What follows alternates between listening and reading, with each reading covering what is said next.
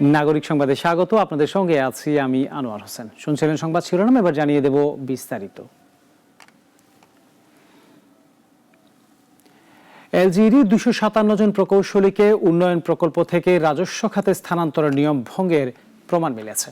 প্রয়োজনীয় সম্মতি ও যোগ্যতা উপেক্ষা করে পদোন্নতি থেকে বঞ্চিত করা হয়েছে অনেক যোগ্য প্রকৌশলীকে। তদন্তে উঠে এসেছে এমন তথ্য। স্থানীয় সরকার প্রকৌশল অধিদপ্তরে 2010 সালে 131 জন, 2011 সালে 109 জন আর 2013 সালে 17 জন সহ মোট 257 জন প্রকৌশলীকে উন্নয়ন প্রকল্প থেকে রাজস্ব খাতের সহকারী প্রকৌশলী পদে স্থানান্তর করা হয়। তবে এলজিইডির স্থানান্তর এই প্রক্রিয়ায় নেওয়া হয়নি অর্থ বিভাগ ও জনপ্রশাসন মন্ত্রণালয়ের সম্মতি, এমনকি ছিল না বাধ্যতামূলক সরকারি কর্ম কমিশনের সুপারিশও। এর আগে 2004 সালে একই পদে 95 জন প্রকৌশলীকে মন্ত্রণালয়ের মতামত ও পিএসসির সুপারিশ নিয়ে নিয়মিত করা হয়েছিল। আদালতের রায়ে বলা হলেও ওই 257 জনের ক্ষেত্রে সেই প্রক্রিয়া মানা হয়নি। ফলে তাদের জ্যেষ্ঠতা গণনা, সপ্তম গ্রেডে সিলেকশন গ্রেড বা ষষ্ঠ গ্রেডে পদোন্নতি কিছুই আইনসম্মত হয়নি। জনপ্রশাসন মন্ত্রণালয়ের তদন্তে উঠে এসেছে অনেকের ছিল না চাকরির ধারাবাহিকতা, এমনকি নির্ধারিত শিক্ষাগত যোগ্যতাও। তবুও তারা এখন এলজিইডির গুরুত্বপূর্ণ পদে আসেন। আর এই প্রকৌশলীদের কারণে 2008 সালের পরে পিএসসির মাধ্যমে এলজিইডিতে নিয়োগ পাওয়া সহকারী প্রকৌশলীরা বঞ্চিত হচ্ছেন প্রাপ্য পদোন্নতি থেকে। তদন্ত কমিটির প্রধান বলছেন, প্রকল্প থেকে রাজস্ব খাতে স্থানান্তরে আদালতের রায় ছিল, তবে প্রক্রিয়া হয়েছে অনিয়মের মাধ্যমে। আমরা যেটা দেখেছি আর কি, যে আসলে প্রজেক্ট থেকে যখন আপনার এখানে রেভিনিউতে নেওয়া হয়েছে, মাননীয় আদালতে আদেশ ক্রমে কিন্তু নেওয়া হয়েছে। তো নেওয়ার যে প্রক্রিয়ার মধ্যে কিছুটা প্রসিডিউর মিস্টেকটা ছিল। সেখানে জনপ্রশাসন, অর্থ বিভাগ এবং পাবলিক সার্ভিস কমিশন, সচিব কমিটির যে কনসার্ন নেওয়া ছিল এই নেওয়াটা হয়নি। কিন্তু নেয়ার বিষয়ে মাননীয় আদালতের আদেশটা ছিল, আদেশের প্রেক্ষিতে তারা সেটাকে করেছে, জারি করে দিয়েছে আর কি। নিয়ম বহির্ভূতভাবে এমন নিয়োগ প্রক্রিয়া সাংবিধানিক প্রশ্ন তোলে উল্লেখ করে এই চাকরির বিধিবিধান বিশেষজ্ঞ বলছেন, দায় নিতে হবে সংশ্লিষ্টদেরকে। এই নিয়োগ হলে তো এই নিয়োগ আপনার সাংবিধানিক প্রশ্ন আসবে, কারণ কর্ম কমিশনের সুপারিশ ছাড়া। এতে মারাত্মক একটা ব্যত্যয় ঘটছে। যারা এই অনিয়মের সাথে সংশ্লিষ্ট, নিশ্চয় তাদেরকে দায়িত্ব বহন করতে হবে। এমন পরিস্থিতিতে মামলার শুনানি চলাকালে শুরু হয় আরও এক ধাপ পদোন্নতির উদ্যোগ। গত 6 আগস্ট এই 257 জনের পদোন্নতি সহ সংশ্লিষ্ট সব কার্যক্রমে স্থিতাদেশ দেন উচ্চ আদালত। তদন্ত কমিটি বলছে, অবৈধ নিয়মিতকরণ ও পদোন্নতির এই ধারা থামাতে এখনই দরকার আইনগত প্রক্রিয়া মেনে ব্যবস্থা নেয়া। জিহাদুল ইসলাম, নাগরিক, ঢাকা। নির্বাচন নিয়ে জটিলতা সৃষ্টি করার জন্য পিআর পদ্ধতির কথা বলা হচ্ছে বলে অভিযোগ করেছে বিএনপি। নির্বাচনহীন সরকার ও সমাজ ব্যবস্থা কখনো গণতন্ত্রের নমুনা হতে পারে না বলেও মন্তব্য করেছেন দলটির নেতারা। গুলশানে এক সংবাদ সম্মেলনে বিএনপি নেতারা এইসব বলেন। দলীয় চেয়ারপারসন খালেদা জিয়ার জন্মদিনে রাজধানী সহ সারা দেশে দোয়া মাহফিলের আয়োজন করা হয় বলেও জানান তারা। সম্মেলনের মাধ্যমে ড্যাবের নতুন কমিটি নিয়ে বিএনপি নেতারা দলটির প্রতিষ্ঠাতা জিয়াউর রহমানের সমাধিতে শ্রদ্ধা নিবেদন করেন। পরে দলটির নেতারা কথা বলেন সাংবাদিকদের সাথে। বলেন, নির্বাচন নিয়ে ষড়যন্ত্র শুরু হয়েছে। কেউ কেউ হুমকি ধুমকি দিচ্ছে যাতে নির্বাচন বানচাল হয়। আজকে আমরা অনেক কথা শুনতে পাই, কেউ কেউ বলেন, হুমকি দেন যে আগামী দিনে নির্বাচন হতে দেবেন না। মনে হচ্ছে সেই স্বৈরাচারের যে আচরণ ছিল, স্বৈরাচারের যে কথা ছিল, সেই ধরনের কথার পদধ্বনি আমরা শুনতে পাই। সেজন্যই আজকে আমরা আশঙ্কিত হই অনেক সময় যে নির্বাচন নিয়ে ষড়যন্ত্র হচ্ছে। আর দলীয় প্রধানের জন্মদিনের কর্মসূচি ও দেশের সমসাময়িক বিষয় নিয়ে বিস্তারিত জানাতে গুলশানে দলের চেয়ারপারসনের রাজনৈতিক কার্যালয়ে সংবাদ সম্মেলনে আসেন দলটির জ্যেষ্ঠ যুগ্ম মহাসচিব রুহুল কবির রিজভী। পিআর পদ্ধতিতে নির্বাচনের কথা আগে কোনো দল বলেনি। নির্বাচনকে সামনে রেখে একটি ধর্মভিত্তিক দল এ দাবি করছে, যা নির্বাচনী জটিলতার উদ্বেগ বলে অভিযোগ করেন বিএনপির এ নেতা। তো হঠাৎ করে এটি যদি আমরা এখন প্রবর্তন করতে যাই, তাহলে এক ধরনের জটিলতা তৈরি হবে। এবং আমার মনে হয় যে এখন যারা এই কথাটি বলছেন, সেটা আমার মনে হয় যে এক ধরনের জটিলতা তৈরি করা ছাড়া আর অন্য কোনো উদ্দেশ্য আছে বলে আমরা মনে করি না। আগামী ফেব্রুয়ারিতে নির্বাচন হচ্ছে না, একটি দলের এমন বক্তব্যের বিষয়ে সাংবাদিকরা দৃষ্টি আকর্ষণ করলে রিজভী বলেন, নির্বাচনহীন গণতন্ত্রের নমুনা হতে পারে না। বিভিন্ন রাজনৈতিক দলের মতামত থাকতে পারে, কিন্তু কথাটা হচ্ছে যে গণতন্ত্রের চর্চা যদি প্রলম্বিত হতে থাকে তাহলে লাভ কার? নির্বাচনহীন সরকার বা নির্বাচনহীন সমাজ রাষ্ট্র, এটা তো গণতন্ত্রের কোনো নমুনা হতে পারে না। গণতন্ত্র তখনই চূড়ান্ত হবে, নিশ্চিত হবে যদি অবাধ সুষ্ঠু নির্বাচন হয় এবং যে ওই নির্বাচনে যারা ক্ষমতায় আসবেন তাদেরকে প্রতি পদে পদে জবাবদিহি করতে হবে। আগামী শুক্রবার দলীয় প্রধানের ৮০তম জন্মবার্ষিকী ও ৮১তম জন্মদিন উপলক্ষে দলটি রাজধানী সহ সারা দেশে মিলাদ ও দোয়ার আয়োজন করবে। তবে কেক কাটা বা কোনো আড়ম্বরপূর্ণ অনুষ্ঠান করা যাবে না বলেও সংবাদ সম্মেলনে জানানো হয়। একেবারে অনাড়ম্বর এই অনুষ্ঠান, কোনো কেক কাটা বা অন্য কোনো এর সাথে কোনো কর্মসূচি থাকবে না। রাশেদুল কাদির, নাগরিক, ঢাকা। ত্রয়োদশ জাতীয় সংসদ নির্বাচন জুলাই সনদের আলোকে করার দাবি জানিয়েছে ইসলামী আন্দোলন বাংলাদেশ। এছাড়াও পিআর পদ্ধতিতে নির্বাচন চায় দলটি।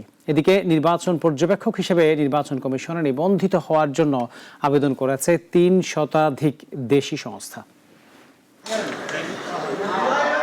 ত্রয়োদশ জাতীয় সংসদ নির্বাচন নিয়ে নিজেদের মতামত জানাতে প্রধান নির্বাচন কমিশনারের সাথে দুপুরে সাক্ষাৎ করেন ইসলামী আন্দোলন বাংলাদেশের একটি প্রতিনিধি দল। সাক্ষাৎ শেষে দলের পক্ষ থেকে জানানো হয়, অবাধ, সুষ্ঠু ও গ্রহণযোগ্য নির্বাচনের লক্ষ্যে নির্বাচন কমিশনের কাছে 7টি মৌলিক প্রস্তাবনা দিয়েছে ইসলামী আন্দোলন বাংলাদেশ। জুলাই জাতীয় সনদের আলোকে ও সংস্কারের ভিত্তিতে জাতীয় এবং সকল স্থানীয় নির্বাচন করতে হবে। ফ্যাসিস্ট, খুনি, মানবতা বিরোধী, অপরাধী ও আধিপত্যবাদী শক্তির এজেন্ট আওয়ামী লীগ ও তার সকল দোসর ও সহযোগী দলকে নির্বাচনে অযোগ্য ঘোষণা করা এবং তাদের নিবন্ধন বাতিল করতে হবে। দলটির মুখপাত্র জানান, এখন পর্যন্ত নির্বাচনী পরিবেশ তৈরি হয়নি। সুষ্ঠু ও গ্রহণযোগ্য নির্বাচন দিতে না পারলে নির্বাচন কমিশনকে ভোট থেকে সরে আসার আহ্বান জানানো হয়েছে। নির্বাচন ফেব্রুয়ারিতে অসম্ভব কেন, ডিসেম্বরও হতে পারে, কিন্তু নির্বাচনের জন্য যে পরিবেশ দরকার এখনো পর্যন্ত সেই পরিবেশ তৈরি হয় নাই। এবং আমরা যে বলছি পিআরের ভিত্তিতে নির্বাচন হলে, যে কোনো সময় নির্বাচন হলে আমাদের কোনো আপত্তি নেই। এদিকে আগামী ত্রয়োদশ জাতীয় সংসদ নির্বাচন সামনে রেখে ইসিতে নতুন করে পর্যবেক্ষক সংস্থা হিসাবে নিবন্ধিত হতে আবেদন করেছে ৩১৮ দেশি সংস্থা। 10 আগস্ট ছিল আবেদনের শেষ দিন। সাইফুল শাহিন, নাগরিক, ঢাকা। পাল্টে যাচ্ছে সিলেটের পর্যটকদের পছন্দের তালিকায় শীর্ষে থাকা ভোলাগঞ্জ সাদা পাথরের পর্যটন কেন্দ্রের চিরচেনা চিত্র। প্রশাসনের অবহেলায় গত 1 বছরে এখান থেকে অবৈধ উপায়ে লুট হয়েছে 200 কোটি টাকার পাথর। সাদা পাথরের বিছানা এখন ধুধু বালুচর, আর এসবে হচ্ছে প্রশাসনের নাকের ডগায়। টুনু তালুকদার রিপোর্ট, জানাচ্ছেন সিরাজুমনি শুভ। সিলেটের দর্শনীয় স্থানগুলোর মধ্যে ভ্রমণ পিপাসু মানুষের পছন্দের শীর্ষে রয়েছে ভোলাগঞ্জ সাদা পাথর পর্যটন কেন্দ্র। কিন্তু প্রশাসনের উদাসীনতায় গত 1 বছরে ভয়াবহ লুটপাটে মরুভূমিতে পরিণত হয়েছে পর্যটন কেন্দ্রটি। 1 বছরে এখান থেকে লুট হয়েছে প্রায় সব সাদা পাথর। উপরের পাথর লুটের পর এখন গর্ত করে চলছে পাথর উত্তোলন। গত বছরের 5 আগস্টের পর থেকে বিরামহীনভাবে চলছে এই লুটপাট। প্রশাসন একদম নীরব ভূমিকা পালন করতেছে এখানে। সেই সুবাদে এখানে অসাধু কিছু বারকি শ্রমিক আছে যারা এই প্রশাসনের নীরব ভূমিকা কারণে তারা অবৈধভাবে লুটপাট করতেছে এখানে সাদা পাথর এবং বাংকারের বালি। পরিবেশকর্মী ও স্থানীয় পর্যটন ব্যবসায়ীদের অভিযোগ, আগে যতদূর চোখ যেত দেখা মিলত সাদার চাদর, কিন্তু এখন সবই বালুচর। জানান 1 বছরে 1,50,00,000 ঘনফুট পাথর লুট হয়েছে, যার আনুমানিক বাজার মূল্য 200 কোটি টাকার বেশি। আনুমানিক প্রায় 500-600 কোটি টাকা হবে। এগুলো তো কোনো কিছুই না, 500 কোটি টাকা। এরপরে আমাদের ঐতিহ্য একটা বাংকারটা ধ্বংস করে ফেলেছে। উনি যদি টিএনএর মধ্যে একটু ভূমিকা নিতেন এই বাংকারটা এরকম ধ্বংস হতো না। আমরা যারা সাদা পাথর ব্যবসার সাথে জড়িত, আমরা ব্যবসায়ী যারা, এরা আমরা ক্ষতিগ্রস্ত হয়েছি। কারণ বিশ্ব প্লাস বাংলাদেশের বিভিন্ন জায়গা থেকে মানুষ সাদা পাথর উপর লাগে আয়।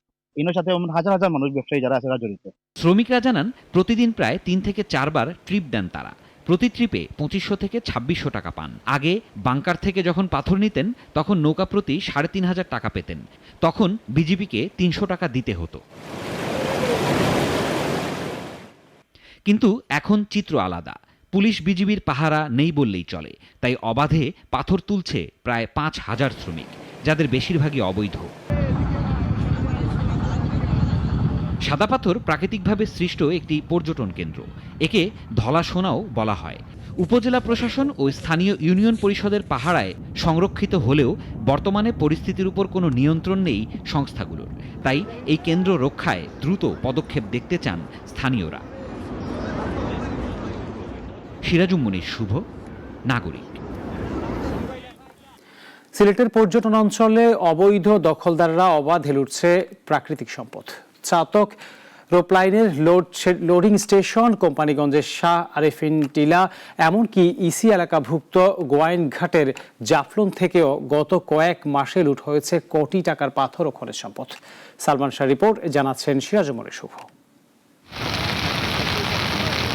প্রকৃতিকন্যা সিলেটে কিছুদিন আগেও যেখানে প্রকৃতি সাজত স্বপ্নের রঙে, সেখানে এখন লুটপাটের মহোৎসব। পাখির চোখে দেখলে মনে হবে যেন ভূমিকম্পে উলটপালট হয়ে গেছে রূপ বৈচিত্র্যের এই মিলনস্থান। জাফলংয়ের নীল জলরাশি আর শাহ আরেফিন টিলা কিংবা ভোলাগঞ্জ ছাতক রোপ লাইনের লোডিং স্টেশন, সবই আজ পাথর খেকোদের করাল গ্রাসে ক্ষতবিক্ষত। অবৈধ পাথর উত্তোলনের কারণে নষ্ট হচ্ছে নদীর গতিপথ, বিলীন হচ্ছে সবুজ পাহাড়ের বুক, প্রকৃতি রূপ নিচ্ছে ধ্বংসস্তূপে। তবে শুধু অভিযান চালিয়েই দায় সারছে প্রশাসন, যেখানে কয়েক ঘন্টা পরই আবারও শুরু হচ্ছে পাথর উত্তোলন। বালু পাথর বন্ধে আমরা আসলে সব সময় আমরা মোবাইল কোর্টের অভিযান পরিচালনা করছি, আপনি নিজেও জানেন, এবং এখানে পুলিশের টিম কাজ করছে, আমাদের বিজিবি কাজ করছে। এদিকে ভোলাগঞ্জের সাদা পাথর মরুভূমিতে রূপ নেওয়ায় গোয়াইনঘাটে জাফলং জিরো পয়েন্ট রক্ষায় কঠোর পদক্ষেপ নিয়েছে স্থানীয় প্রশাসন। সব ধরনের সহায়তা দেবার আশ্বাস দিয়েছে উপজেলা প্রশাসন। জড়িতদের ধরতে তৎপর পুলিশ। আমরা সকলে মিলে আমাদের এই জিরো পয়েন্টকে জিরো টলারেন্সের ভিত্তিতে আমাদের রক্ষা করতে হবে। সেটা দিনে হোক, সেটা রাতে হোক, সেটা ভোরে হোক, অথবা দুপুরে হোক বা যখনই হোক, আমাদের টহল টিম থাকবে। এখন থেকে টহল টিমকে আপনারা সহায়তা করবেন।